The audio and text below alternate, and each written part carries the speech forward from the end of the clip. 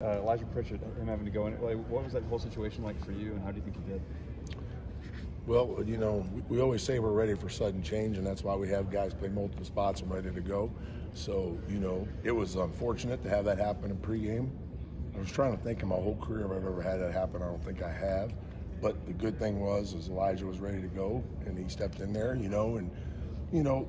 the first series we gave up the sack.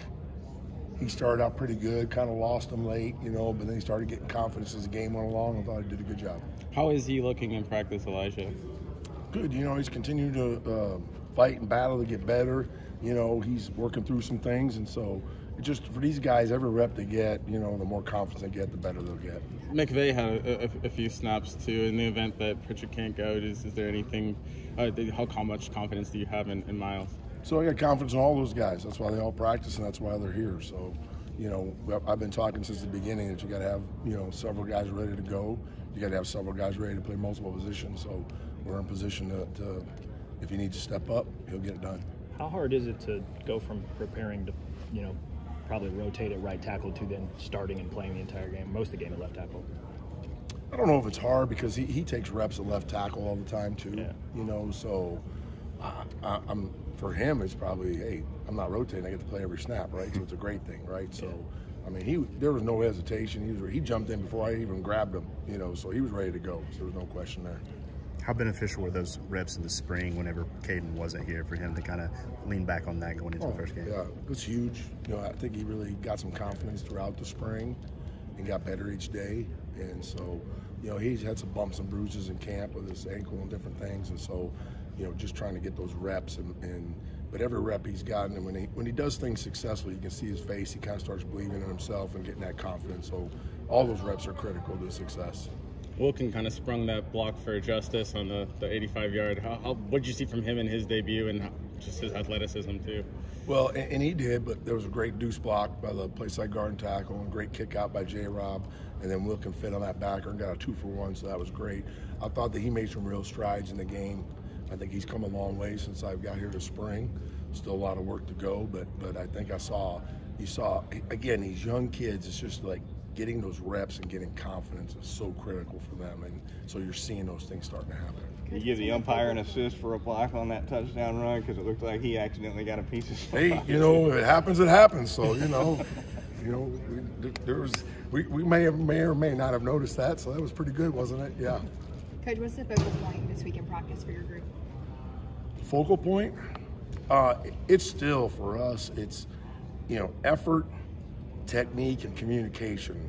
It won't ever change, so we're playing a lot of, nobody just lines up in a base defense anymore. So, West Kentucky brought, and the thing, when you play your first game against somebody, you're watching a season worth of blitzes and stuff in West Kentucky. We were preparing for everything, and it was challenging for them, and they did a nice job.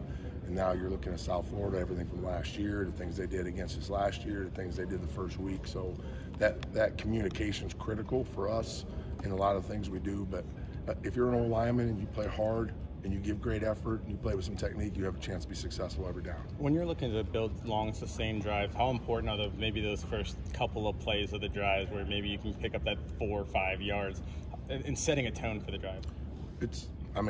You can go back to the stats, and we used to chart that, like first down. If first down was an efficient play, it increased the chance of getting a first down by like 60%, right?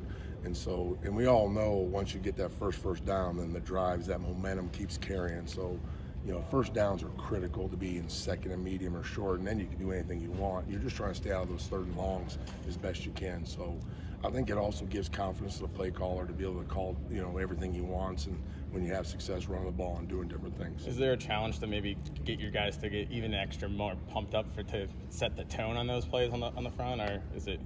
You say that, you encourage them to go out, let's start fast, but really we were asking them to do that every play, right? So, but yes, starting fast is critical to everything we do. That was the one thing that we need to do better. We didn't score on the opening drive of the first half or the second half, and that's something we want to be able to try to do. Who would be the first guy behind Elijah Pritchett at left tackle? So you got, Miles is been getting reps there, and Wilkin can go back and forth. So we got a combination of guys we're working there, so to be ready to go for that. Could Is there a thought of moving Booker to tackle in an emergency situation, or is that kind of like something? We have all kinds of thoughts, you know, and Booker's played every position since I've been here. You know, he's had center reps in the summer, he had tackle reps in the spring, so anything is possible, right? You just look and evaluate who are your best guys, who are the guys that could do it, and then you have them ready to go. Coach, just another question. With Nick Saban being honored this week at the stadium with the stadium's name change, can you just speak on what that means to you just as a coach and just being able to work under him and seeing everything he's done here and things of that nature? Well, obviously, you know, everybody knows the history of this place with Coach Saban and what he's done for the game and what he's done here at Alabama. And so just for me to be a part of this weekend and it's pretty cool for me to be able to say I was there when they did that. And, you know, I'm kind of excited just to see the kids. I know the kids are excited about it for them and everything else that comes with it.